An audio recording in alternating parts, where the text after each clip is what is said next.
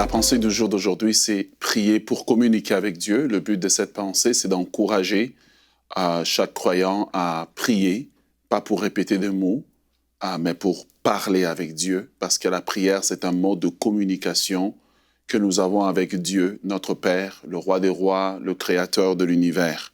Matthieu 6,6 nous dit, « Mais quand tu pries, entre dans ta chambre, ferme la porte et prie ton Père qui est dans le lieu secret, et ton Père qui voit dans le secret te le rendra. » La première chose que j'aimerais dire, c'est que Dieu s'attend à ce qu'on prie. Il n'a pas dit « mais si tu pries ». Il dit « mais quand tu pries ». Donc, c'est très important de comprendre que Dieu s'attend à ce qu'on puisse prier.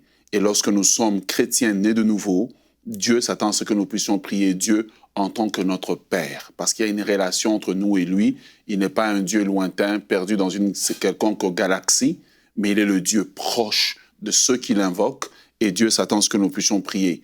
Mais ce que j'aime, c'est la fin du verset. Il dit que quand nous prions, Dieu entend et Dieu répond. Il dit « ton Père qui est dans le lieu secret », parce que finalement, la prière, c'est une conversation personnelle entre le Père et son enfant que vous êtes. Il dit « ton Père qui est dans le lieu secret te le rendra ».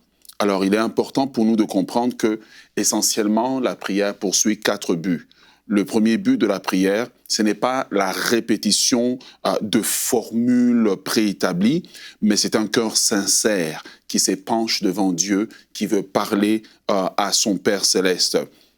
Voilà pourquoi Jésus dit que dans Matthieu 6,7, en priant, ne multipliez pas des vaines paroles. En fait, ne dites pas des choses dans lesquelles vous ne croyez pas finalement.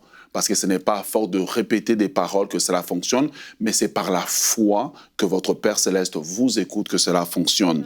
Le but numéro 2, c'est que nous prions pour apprendre à mieux connaître Dieu. Un enfant connaît mieux son parent lorsqu'il discute avec, lorsqu'il est en conversation. La prière développe l'intimité entre celui qui prie et son Père Céleste, entre l'enfant de Dieu et le Père Céleste. Psaume 25, le verset 4 nous dit « Éternel, fais-moi connaître tes voies, enseigne-moi tes sentiers. » Il y a une richesse dans l'intimité de la prière régulière dans le lieu secret avec Dieu, c'est que nous apprenons à connaître la voix de Dieu, nous apprenons à connaître sa voix audible et nous apprenons à connaître la voix, les voix de Dieu. Et donc, il y a une différence entre la voix de Dieu, c'est que Dieu qui me parle, les voix de Dieu, les habitudes de Dieu, comment Dieu fait certaines choses, comment Dieu pense. C'est là que nous développons dans le lieu secret. Numéro 3, lorsque nous prions, eh bien, nous apprenons à dépendre de Dieu finalement. La prière, c'est le plus haut niveau de foi, c'est que nous faisons connaître à Dieu nos besoins, car Dieu aime exaucer la prière. Ça, c'est une bonne nouvelle. Dieu aime exaucer la prière. Donc, vous devez prier.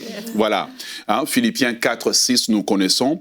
Ne vous inquiétez de rien, mais en toute chose, faites connaître vos besoins à Dieu par des prières et des supplications avec des actions de grâce.